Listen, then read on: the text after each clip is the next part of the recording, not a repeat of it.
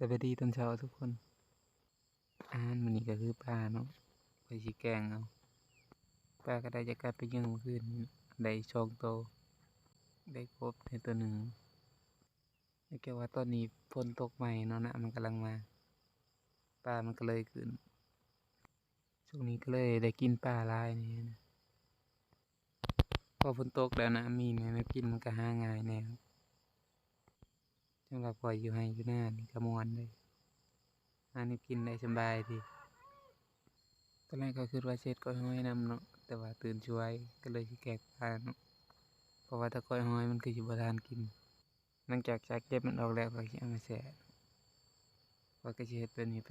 อู่โตเลยหลังจากแช่แล้วก็สิเอามาละก็สิเอามาผักให้มันเป็นตอนเป็นตอนข้อยสิผักน้อยๆเนาะมื้อนี้ข้อยสิปิ้งนำตัวหนึ่งเนาะแต่ก็สิแกงแค่2โตวเนาะตัวนี้เขาก็สิมาตัดครึ่งเอาไว้ปิ้งเพื่อมันสิสำบายหลังจากข้อยผักแล้วข้อยสิเอามาละเตรียมไปค้างแล้วหลังจากล้างแล้วยังแล้วข้อยก็เอามาค้างเนาะในระหว่างที่ท่าแกงมันสุกข้อยก็สิมาหนีบปลาเนาะเพื่อสิไปปิ้งไว้